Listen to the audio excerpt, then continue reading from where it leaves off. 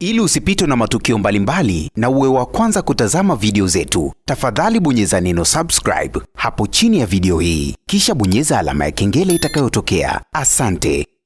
Habari ya moto, habari ambayo kwa sasa hivi ina trend sana kwenye mitandao ya kijamii ni habari ya Vanessa Mdee pamoja na msanii Jux. Tumeweza kushuhudia siku ya jana Mange Kimambi kupitia katika application yake ya Mange Kimambi app ameweza kuanika taarifa nyeti sana kuhusiana na Jux pamoja na Vanessa Mdee. Inasemekana yule mtoto wa kwanza wa Vanessa Mdee ambaye inasemekana ni mtoto wa Rotimi sio mtoto wa Rotimi. Mange Kimambi akaweza kuanika hizi taarifa wazi kwamba sababu kubwa ya Vanessa Mdee kuachika na Rotimi, kuna mambo mengi sana ambayo yametokea ikiwemo hilo swala la mtoto yani Vanessa Mdee baada ya kuachana na Jux.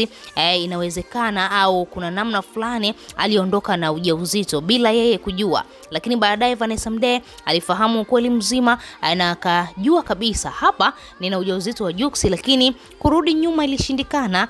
Tayari yeye alishaanzisha mahusiano mapya na huyu Rotimi, mwigizaji wa huko Marekani, na akaamua kumbambikizia Rotimi. Sasa baada ya hiyo taarifa kusambaa sana mitandaoni, ilibidi Jux aweze kuulizwa hili swali kwamba kuna kitu gani ambacho kinaendelea kati yake pamoja na Vanessa Mdee, na huku ukiangalia Rotimi aliweza kuzungumza na kudai kwamba Vanessa alikuwa ni mtu ambaye bado anaendelea kuzungumza na ex wake ambaye ni Jux, jambo ambalo limemkasirisha sana Rotimi na limemsababisha Rotimi ashindwe kabisa kuendelea katika mahusiano ya kimapenzi na mwanadada Vanessa Mdee. Na ukiangalia ni dharau kubwa sana ambazo Rotimi ameweza kumuonesha Vanessa.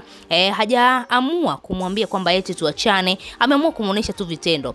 Na kama ambavyo tunafahamu dalili ya mvua ni mawingu.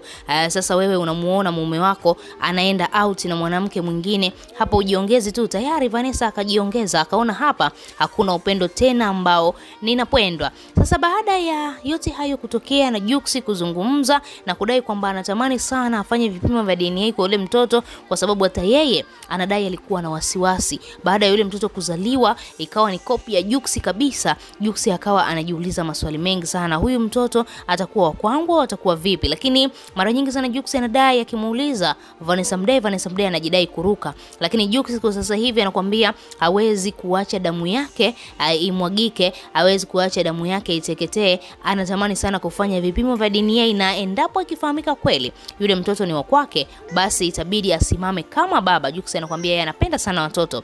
Baada ya Jux kuzungumza hivyo, siku ya leo mke wa Jux, mke halali Priscilla, dada huyu wa Kinigeria, amecharuka sana. Alikuwa na interview katika media kubwa sana huko Nigeria, na moja kati ya vitu ambavyo amevizungumza kwa uchungu mkubwa, amedai hajawahi kabisa kumsikia Jux wala kumuona wala Jux kuonesha zile dalili zozote kwamba ana mtoto na Vanessa Mdee, hajawahi kusikia. Sasa Priscilla anadai kitu ambacho kimemuumiza ni kwamba kama mzazi mwenzake au mume wake Jux atakuwa hizi taarifa alikuwa nazo, zitakuwa zimemuumiza sana. Kwa nini hajaniambia? Ni kwa nini amenidanganya? Kwa sababu yeye anafahamu mtoto wake Rakim ndo mtoto wa kwanza kwa Jux, ni mtoto ambaye anapendwa sana na Jux. Lakini cha ajabu na cha kushangaza, taarifa zinakuja kuibuka huko na yeye Jux anazungumza bila kufikiria kwamba ninatamani kufanya vipimo vya DNA kwa huyu mtoto ili mradi nigundue kama ni wa kwangu, ni take responsibility. Lakini sisi kama mashabiki hatuoni ubaya wa Jux hapo. Jux anajaribu tu kuonesha wazi kwamba yeye ni baba bora. Yeye ni baba ambaye hawezi kukimbia majukumu yake. Kama kweli huyu mtoto wa Vanessa ni wa kwake, basi atamlea maisha mengine aweze kuendelea. Lakini mke wake Priscilla amewaka sana. Kuna mwanamke ambaye anapenda mume wake awe na watoto wengine tofauti na kutoka katika tumbo lake, kitu ambacho Priscilla hajakisapoti, lakini pia kimemuumiza kwa asilimia kubwa sana. Wewe kama shabiki una lipi la kuzungumza? Tochie maoni yako. Lakini pia nikukumbusha ambaye bado hujasubscribe, bonyeza maandishi mekundu yanayoandikwa neno subscribe chini ya video hii, na utakuwa umejihakikishia kupata kila habari ambayo ina trend ndani na nje ya nchi ya Tanzania.